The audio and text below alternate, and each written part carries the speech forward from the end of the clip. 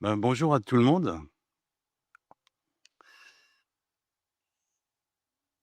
On prendra aujourd'hui dans Malachie les 5 premiers versets. Donc Malachie, les 5 premiers versets, c'est page 612 dans les Bibles de l'Église.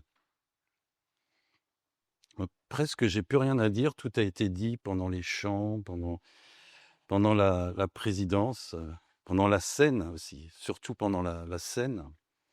Mais bon, dans notre vie chrétienne, nous traversons des périodes de doute.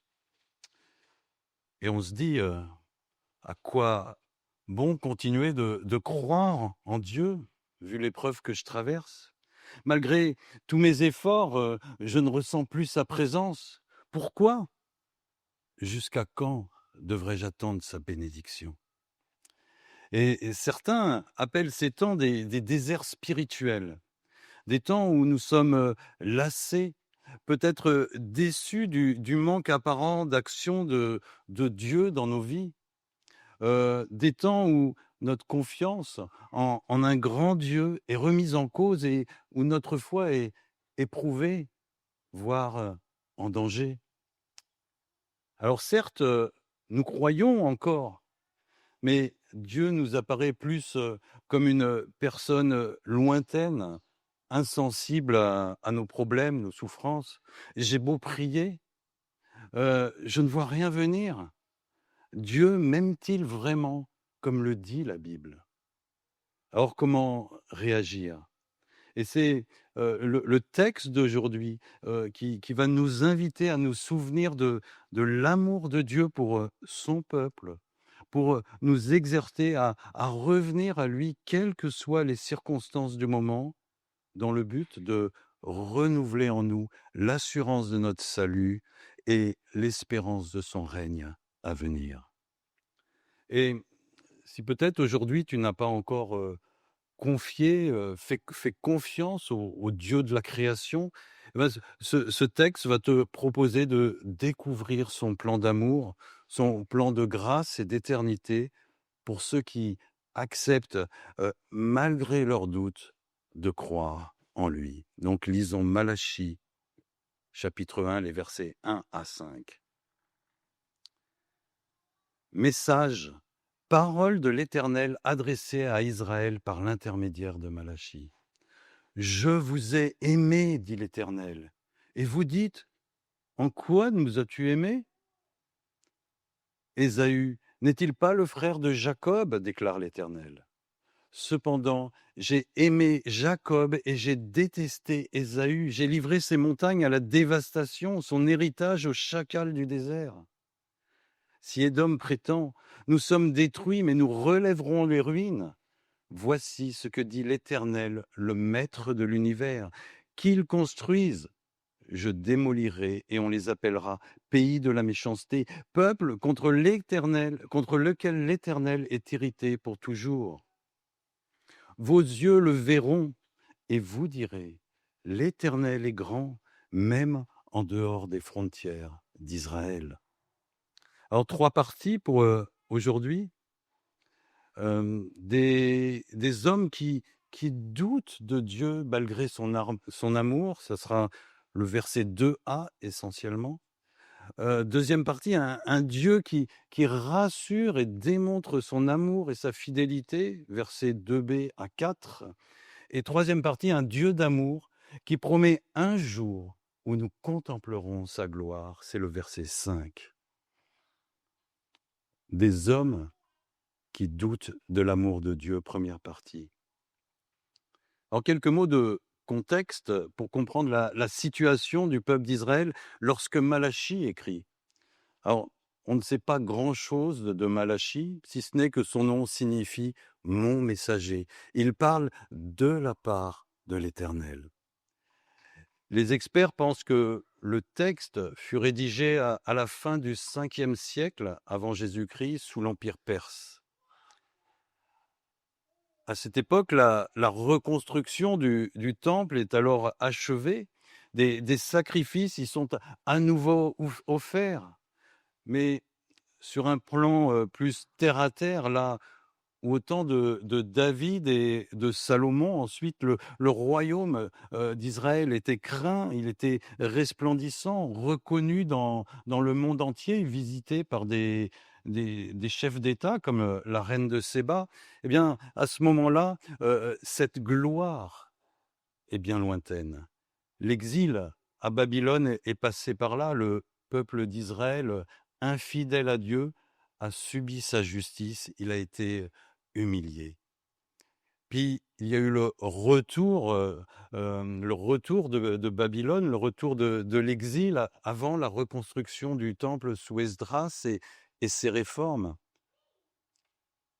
La reconstruction même du mur de Jérusalem semble en cours à cette époque et le peuple a pu croire un retour vers la gloire, vers la notoriété d'Israël dans le monde. Mais ce ne fut qu'un feu de paille. Israël n'a pas retrouvé son éclat. Bien que le temple fût reconstruit, les nations n'y sont toujours pas venues pour adorer Dieu, pour rechercher sa présence, comme prophétisait Zacharie. Beaucoup de nations s'attacheront à l'Éternel en ce jour-là et deviendront mon peuple. Chapitre 2, verset 11. La gloire de Dieu, prophétisée par Agée au siècle précédent, se fait attendre aussi. En effet, voici ce que dit l'Éternel, le Maître de l'univers. Une fois encore, et dans peu de temps, je ferai trembler le ciel et la terre, la mer et le sec, je ferai trembler toutes les nations. Les trésors de toutes les nations afflueront, et je remplirai de gloire ce temple, dit l'Éternel, le Maître de l'univers. C'est au chapitre 2, les versets 6 et 7 d'Agée. On s'attendait donc à une nouvelle Jérusalem, attrayante, renouant avec son passé glorieux. Mais il n'en est rien. C'est une ville sans valeur de l'Empire perse. La bénédiction et la richesse qui devaient accompagner ce retour d'exil ne sont pas encore au rendez-vous. L'âge d'or d'Israël reste un souvenir lointain, enfoui dans les livres d'histoire. Alors, pour le peuple, comment réagir face à cette situation? Malheureusement, au lieu de revenir vers le Seigneur et de se soumettre à nouveau à sa loi, la majorité du peuple se contentait d'un simulacre de religion, d'une pratique sans conviction. Et c'est ce que va dénoncer Malachie dans son livre. Malachie s'adresse donc à un Israël dans un contexte de refroidissement spirituel, d'abandon d'une vraie relation de confiance avec son Dieu. Malachie dénonce dans son livre des manquements comme la corruption, l'avarice, l'abus de pouvoir, l'infidélité et même les prêtres, les leaders du peuple se sont laissés corrompre, contaminer. Le cynisme s'est installé. Israël est fatigué de répondre aux exigences de Dieu, pardon.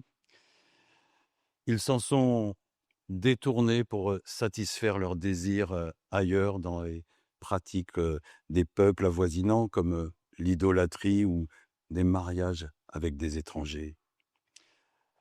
Seule une petite partie du peuple, et nous le verrons une autre fois, est restée fidèle à son Dieu. C'est au chapitre 3.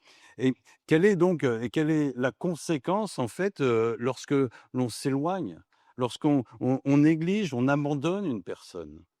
Eh bien, peu à peu, on ne la désire plus, on ne la recherche plus et même on se met à douter de son amour pour nous, presque on rejette la faute sur elle. Et c'est ce qui se passe dans le verset 2 de notre texte. Dieu semble les supplier: Je vous ai aimés. Et le peuple ose répondre: Mais en quoi tu nous as aimés? Vous imaginez l'ingratitude? Oser douter, remettre en cause l'amour du Père céleste? Être aveuglé au point de pouvoir contester l'amour infini de Dieu le Père, de contester une affirmation de sa parole.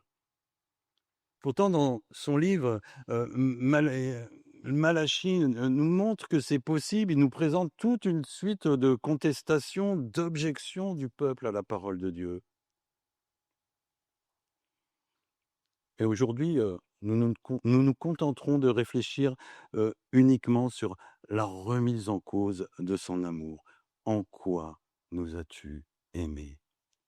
Alors le peuple, malgré une religiosité apparente, avec la pratique des sacrifices, exprime un doute sur la réalité de l'amour de Dieu. En clair, il reproche à Dieu de ne pas les bénir. En quoi nous as-tu aimés? La situation politique, économique et sociale fait que Israël, à l'époque, ne ressent plus l'amour de Dieu qui pourtant était le fondement de leur constitution. On trouve cela dans Deutéronome 7, verset 7. Ce n'est point parce que vous surpassez en nombre tous les peuples que l'Éternel s'est attaché à vous et qu'il vous a choisi, car vous êtes le moindre de tous les peuples, mais parce que l'Éternel vous aime, parce qu'il a voulu tenir le serment qu'il avait fait à vos pères, l'Éternel vous a fait sortir par sa main puissante, vous a délivré de la maison de servitude, de la main de Pharaon, roi d'Égypte. L'identité du peuple d'Israël trouve son fondement initial dans l'amour de Dieu. Le peuple existe tout simplement parce que Dieu l'aime. Malheureusement, l'évidence de l'amour de Dieu pour Israël s'est estompée avec le temps, mais aussi par les circonstances difficiles de cette période du retour d'exil.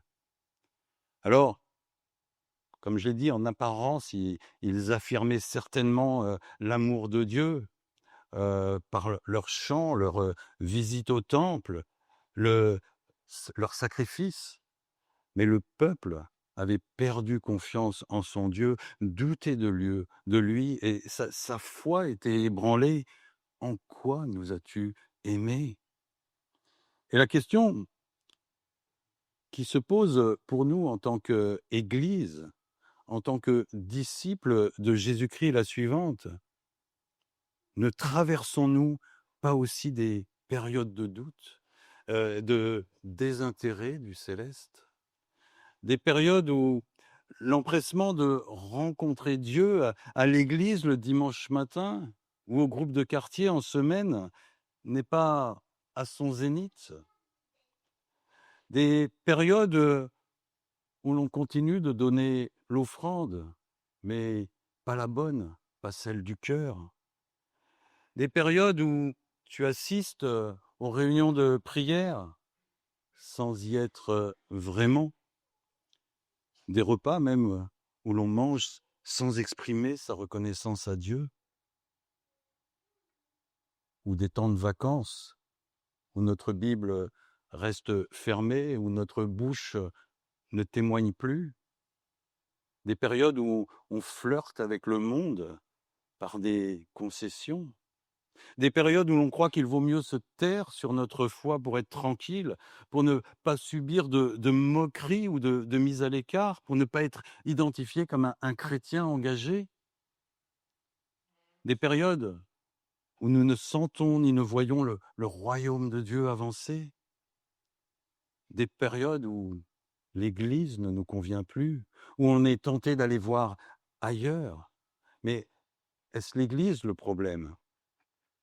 Nous pourrions aussi nous décourager dans l'attente de nouveaux locaux pour l'Église. Ça fait 3, 4, peut-être 5 ans qu'on cherche. Nous décourager dans l'attente d'un travail pour certains, d'un conjoint, dans l'attente d'enfants, être découragé par un divorce, en perdant un proche, ou en voyant une Église se diviser.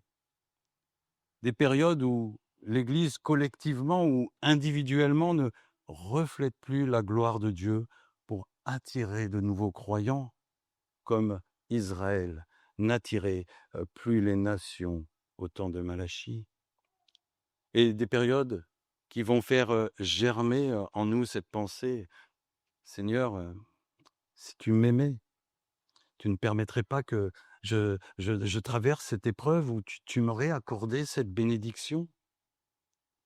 Si vous traversez une période de doute, n'en ayez pas honte. La Bible traite à de nombreux endroits ce sujet. La Bible, elle va identifier le doute comme pouvant affaiblir notre foi et donc notre relation avec Dieu. Jacques enseigne dans son épître sur la nécessité d'une foi ferme pour ne pas être baladé dans tous les sens par les influences du monde et ainsi obtenir la sagesse ou l'aide de Dieu. Jésus ne condamne pas celui qui doute. Lorsque Pierre marche sur l'eau, il lui dit homme de peu de foi, pourquoi as-tu douté? Il aide même Thomas dans sa foi, dans Jean 20, verset 27. Avance ici ton doigt et regarde mes mains. Avance aussi ta main et mets-la dans mon côté. Ne sois pas incrédule, mais crois. Tu doutes? Approche-toi de Jésus et crois. Jésus veut corriger nos fautes, pas nous condamner. Soyez sûr qu'il veut le faire avec la même patience, la même compassion que celle qu'il a accordée aux apôtres pour qu'ils grandissent dans leur foi.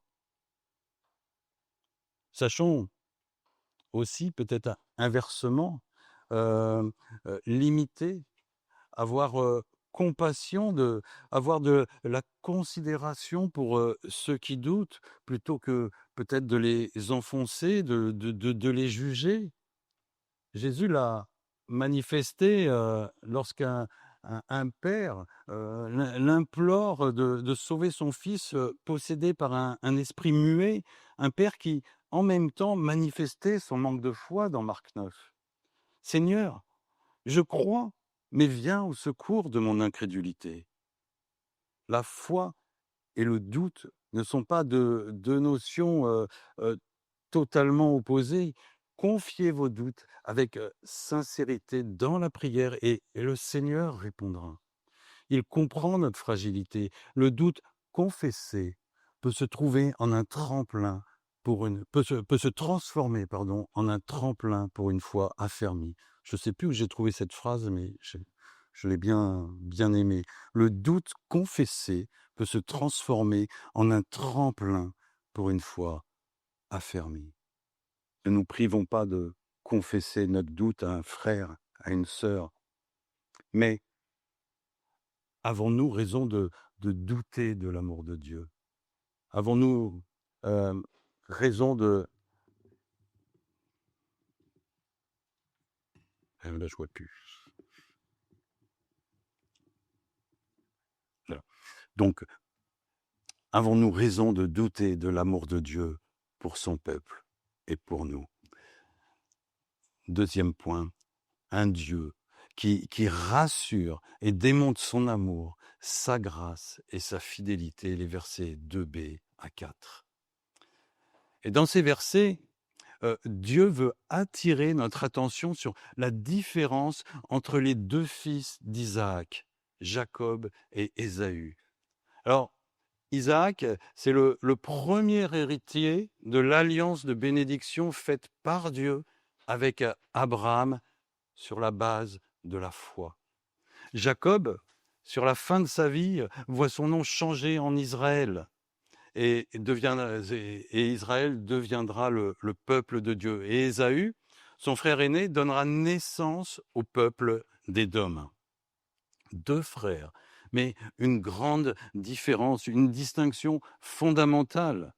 Dieu avait décidé que le plus jeune Jacob hériterait de la bénédiction de l'alliance conclue avec Abraham et transmise par héritage à Isaac, son fils unique, père de Jacob et d'Ésaü.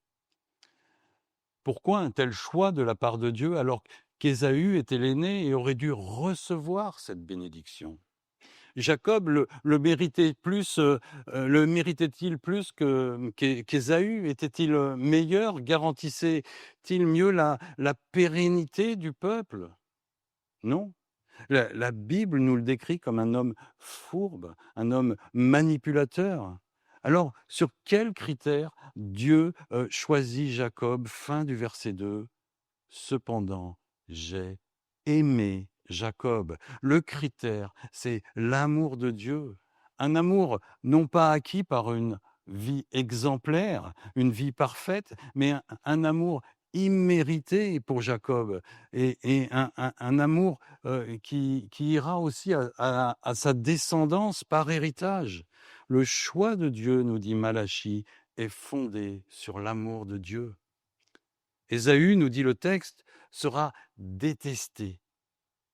C'est le terme haï qui est utilisé, mais dans le texte original, haïr ne prend pas le sens d'éprouver de la haine, d'éprouver du mépris, mais plus le fait d'avoir été rejeté, ne pas avoir été choisi par Dieu.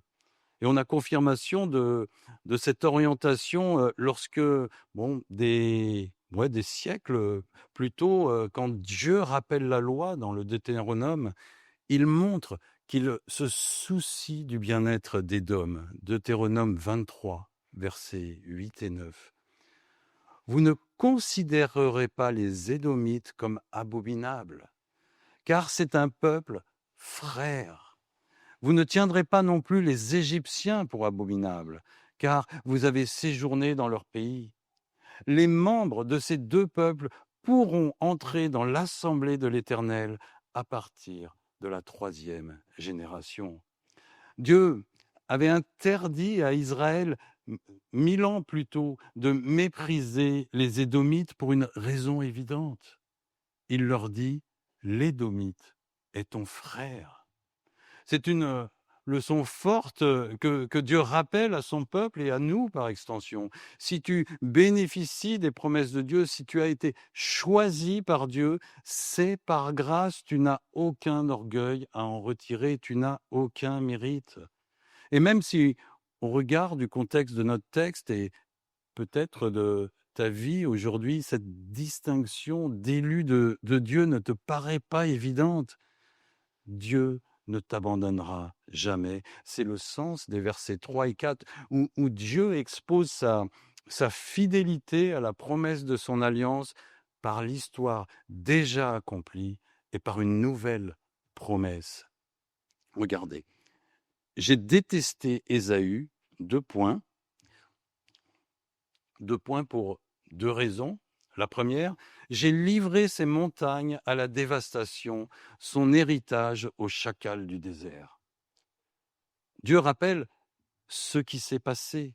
Édom s'est opposé à Israël lors du premier exil du peuple vers le pays promis.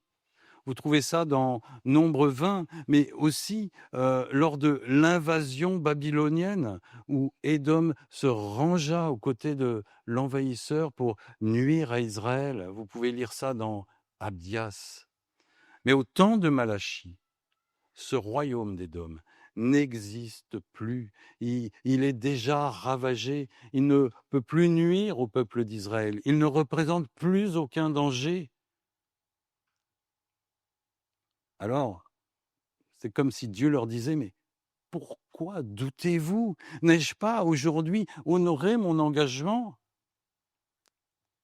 Suite à cette invitation à regarder le passé, Dieu place le curseur sur l'avenir. Deuxième raison, verset 4, si Édom prétend, nous sommes détruits, mais nous relèverons les ruines. Voici ce que dit l'Éternel, le Maître de l'univers, qu'ils construisent. Je démolirai et on les appellera pays de la méchanceté, peuple contre lequel l'Éternel est hérité pour toujours. Aujourd'hui, Édom a complètement disparu. Aucune entité politique ne porte le nom d'Édom ou d'Ésaü, à la différence d'Israël qui persiste malgré l'opposition qui l'affronte depuis des siècles. Dieu, par cette nouvelle promesse montre que son choix entre Jacob et Ésaü est irrévocable. Il y a bien une distinction entre les deux fils d'Isaac. Quels que soient ses efforts, Édom ne renaîtra pas de ses cendres. Dieu a accordé sa bénédiction à Israël. Quelles que soient les circonstances, même si au temps de Malachie, elles sont fortement défavorables, Israël a l'assurance de bénéficier des promesses de Dieu. Dieu restera présent, Dieu restera actif pour que son peuple subsiste à jamais. La promesse faite à Abraham sera honorée, aucun doute n'est possible. Tous ses ennemis seront vaincus, sa justice s'accomplira.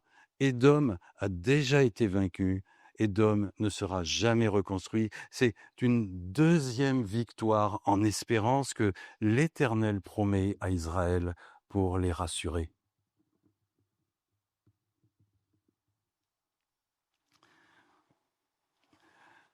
Mais connaissant le cœur rebelle du peuple d'Israël, nous pourrions nous poser cette question.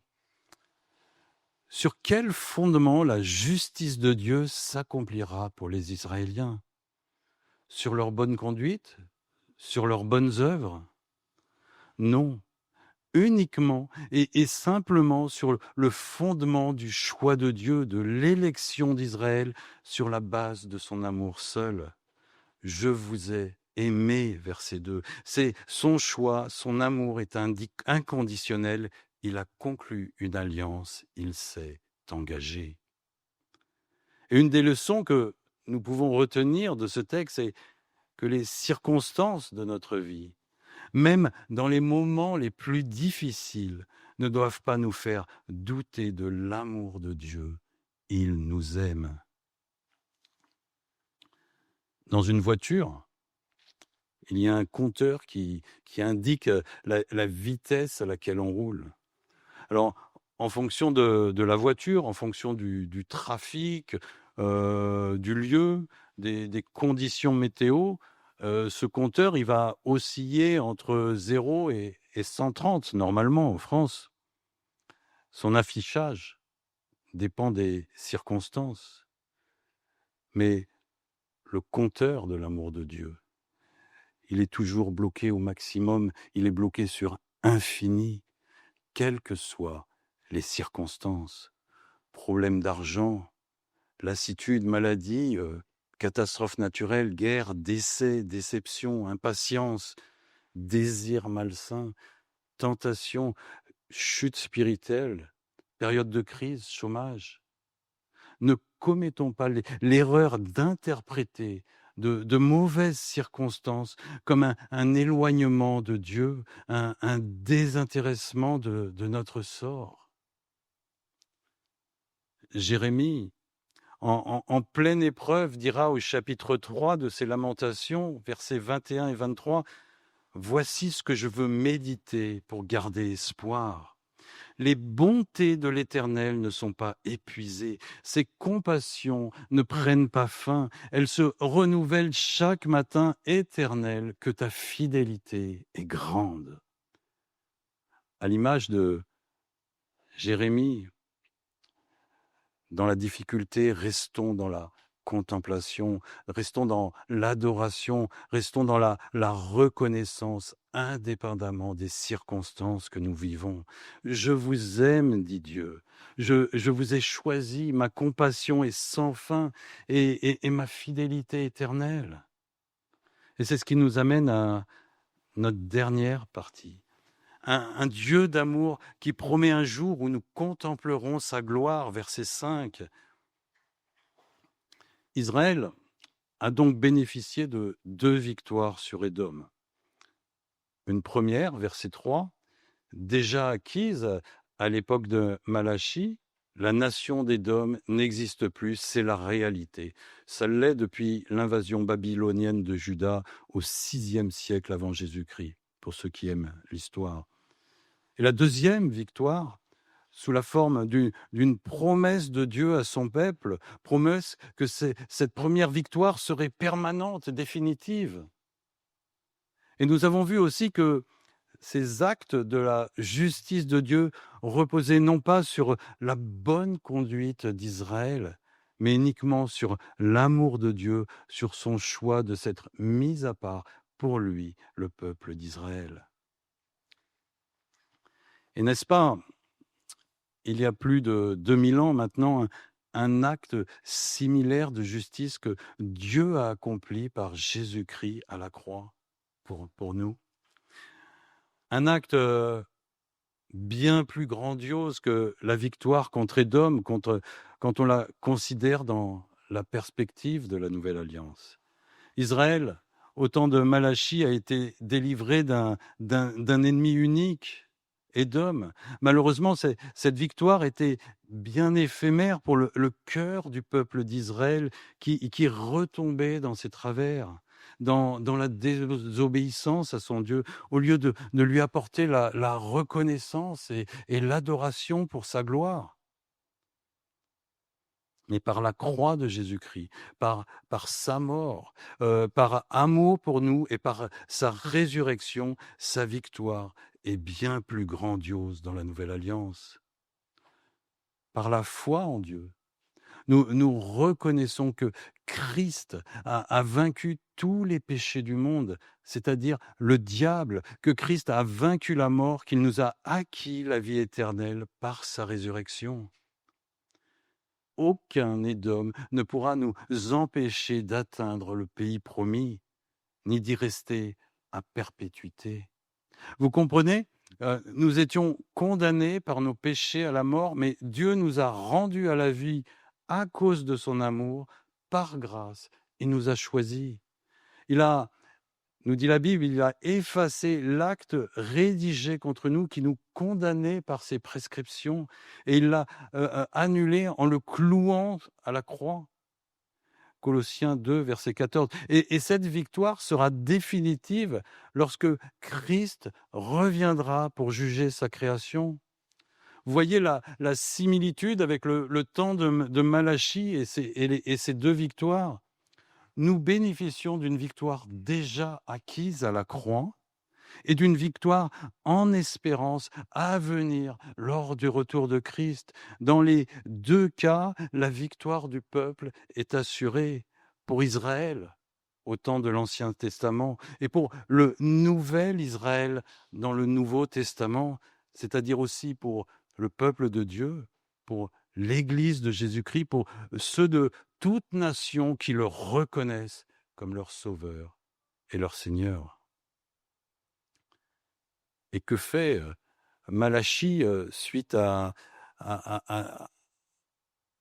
ces deux victoires, si on peut dire, à ces paroles de Dieu, donc rappelant la victoire sur Édom, déjà accomplie et surabondée de la promesse de victoire définitive. Malachie, indépendamment des circonstances, au lieu de se plaindre, au lieu de déprimer, d'abandonner sa confiance en Dieu et de douter, Malachie encourage le peuple à ne pas douter. Il prophétise des temps de grande réjouissance. En gros, c'est « Soyez patients, persévérez, le jour du Seigneur arrive bientôt ». Verset 5. Vos yeux le verront et vous direz, grand est l'Éternel par-delà les frontières d'Israël. Alors oui, les circonstances, elles peuvent nous faire douter. Paul nous dit dans 1 Corinthiens 13, aujourd'hui, nous voyons au moyen d'un miroir d'une manière confuse. Mais alors, ça sera face à face. Oui, cela peut être difficile parfois de voir le Dieu invisible, mais combien aujourd'hui nous avons l'assurance de la victoire de Christ au travers de l'histoire déjà, au travers de l'efficacité de son œuvre à la croix, au travers de la réalité du miracle de son Église, de son amour qui nous unit les uns aux autres, quelles que soient nos origines. au travers aussi de sa parole qui subsiste et s'accomplit quelle que soit l'opposition qui s'acharne sur elle depuis des siècles. La même opposition d'ailleurs qui vise à faire disparaître Israël, le peuple juif. Alors je vous en prie, mes amis, si vous avez confessé Christ et donc que vous êtes au bénéfice de sa grâce, ne dites jamais en quoi nous as-tu aimés? Parce qu'il vous a élu, il vous a choisi pour le jour de son retour et pour l'éternité. Exprimez-lui votre reconnaissance, votre adoration, mais mettez-vous au service de son évangile, proclamez la victoire de la croix de Christ autour de vous, pour que, comme au temps de Malachie, l'on puisse s'attendre un jour à entendre au sein de toutes les nations grand et l'Éternel, par-delà les frontières d'Israël. Prenons chaque jour sa grandeur en considération. Et peut-être que si tu as du mal à prier régulièrement, si tu as du mal à l'adorer, à lui consacrer du temps pour, par exemple, visiter un frère, une sœur fatigué ou malade, ou si le dimanche tu viens au culte un petit peu en traînant des pieds, peut-être que c'est tout simplement parce que tu minimises la grandeur de Dieu, qu'elle s'est voilée peu à peu à cause des circonstances de ta vie. Pourtant, lui, il t'a choisi par amour alors que tu ne le méritais pas. Il te l'a démontré par ces 2 victoires qui te donnent la garantie qu'il te défendra comme un avocat jusqu'au bout, jusqu'au jour de son retour, jusqu'au jour du jugement. Alors, prenons un court moment pour réévaluer notre relation avec Dieu.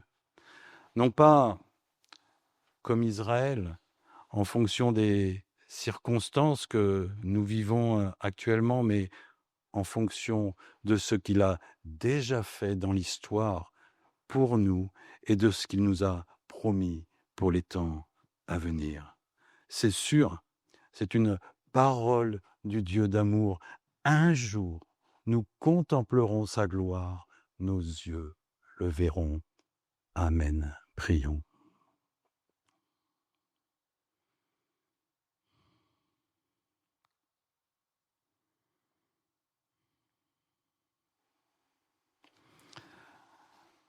Oui, Seigneur, nous espérons en ce jour où nous te verrons dans toute ta gloire, où nos yeux te verront, pourront te contempler en ce jour où vraiment nous pourrons proclamer après t'avoir vu grand et l'Éternel par-delà les frontières d'Israël. Ah Seigneur, pardonne-nous si encore aujourd'hui nous doutons, que ce doute se traduise par de l'éloignement, de la négligence dans notre relation avec toi. Père, ouais, aide-nous à nous souvenir de ton histoire. Rappelle-nous ton histoire quand nous l'oublions. Encourage-nous par tes promesses que nous puissions nous suffire de ta victoire à la croix et de son accomplissement certain et total lors de ton retour. Merci pour cette assurance que l'ennemi de nos âmes est vaincu à jamais. Dans le nom de Jésus-Christ, notre espérance. Amen.